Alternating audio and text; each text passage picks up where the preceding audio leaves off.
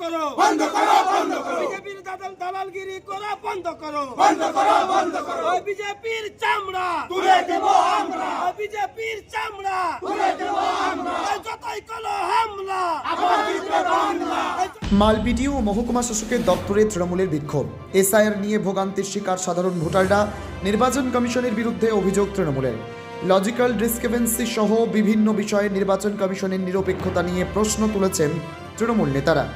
2002 সালের ভোটার তালিকায় নাম আছে এমন ব্যক্তিদের পরিবারের সদস্যদের আসছে শুনানির নোটিশ।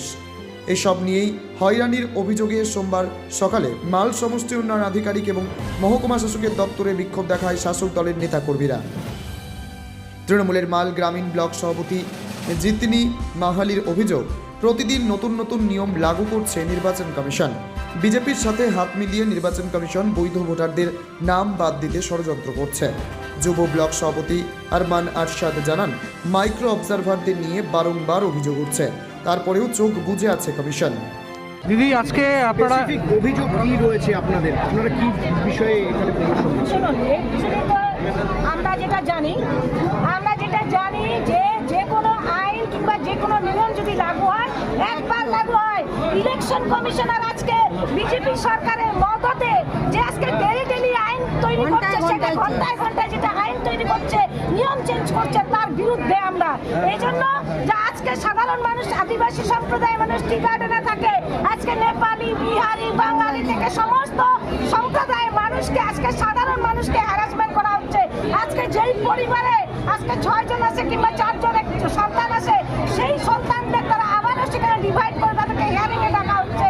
আমাদের প্রথমে বলা হয়েছিল যাদের ডকুমেন্টস নেই তাদের জন্য হিয়ারিং, কিন্তু এখন দেখা যাচ্ছে তাদের স্পেলিং এর ভুল। সেখানে কে ভুল করেছে এটা আমাকে জবাব দিতে হবে।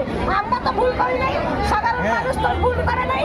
এই ভুলটা করেছে তারা যারা ইলেকশনের কাজ করে, আমরা কাজ করি নাই। সাধারণ মানুষ কিন্তু স্পেলিং ভুল করে না, তাদেরই মধ্যে স্পেলিং ভুল করে, সেটা সংশোধনের কাজ দরকার হচ্ছে।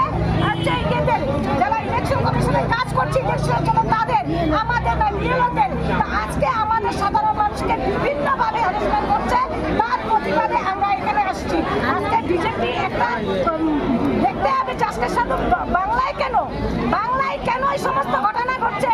বিহারে তো হচ্ছে এরকম বলা হয় নাই, তো আজকে আমাদের শুধু বাংলায় কেন নিয়মটা বারবার করে চেঞ্জ হচ্ছে, যেখানে আমাদের বিধানসভা নির্বাচনের সামনে যাতে আধার কার্ড মানছে না, যেই আধার কার্ড ভোট কার্ড মানছে না, আজকে চিন্তা করতে হবে যেই ভোটার কার্ড নিয়ে সে হচ্ছে বিজেপি সরকার জিতলো এবং গদিতে বসছে, সেই ভোটার কার্ডটা কেন অ্যালাউ করছে না, তাহলে তাকেও তাকে গদি ছাড়তে হবে, তারও তার প্রমাণপত্র বার করতে হবে, যে তার স্কুল সার্টিফিকেট বের করতে হবে, তার গদি বের করতে হবে, তাকে ওখানে বসে সেই কেন্দ্র সরকারের গদিতে বসে সেখানে নিয়ম কানুন তৈরি করা চলবে না, তাকেও সেইগুলো বের করতে হবে।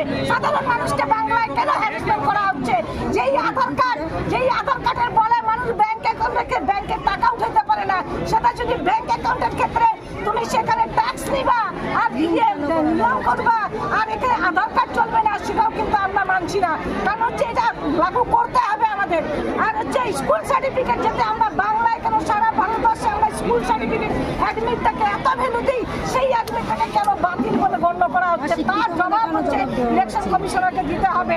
এবং অ্যাকচুয়ালি কোনো হাতাহাতি হয় নাই। সাধারণ মানুষকে যেভাবে আপনারা জানেন যে শুভেন্দু অধিকারী বলছে যে 1 কোটি লোকের নাম বাদ দিতে হবে এই বাংলা থেকে, কারণ তাদের একটাই টার্গেট যে কোনো প্রকারে তারা যেন বাংলায় আসন পায় এবং বাংলায় যেন তারা ক্ষমতায় আসে। কিন্তু সাধারণ মানুষ এটাকে মেনে নিতে পারেনি, কারণ যখন দেখলো ডেথ এবং শিফটেড ভোটারের নামের সংখ্যাই শুধু কাটা যাচ্ছে, তখন তারা নতুন করে ফোন দিয়ে আটিয়ে আবার এই নতুন করে হ্যারাসমেন্ট করার সৃষ্টি করছে। এটা সাধারণ পাবলিক বিজেপির যারা দালাল ছিল তাদেরকে বিডিও অফিস থেকে তারা করেছে, যেটা আমি শুনলাম। আমি যখন এসে পৌঁছাই তখন দেখছি সাধারণ মানুষের একটাই আওয়াজ যে হচ্ছে বিজেপি হাটাও। তো যাই হোক, আজকেও আমরা এখন এসডিও অফিসে এখানে আসছি, এখানেও একটাই আওয়াজ দেখছি সাধারণ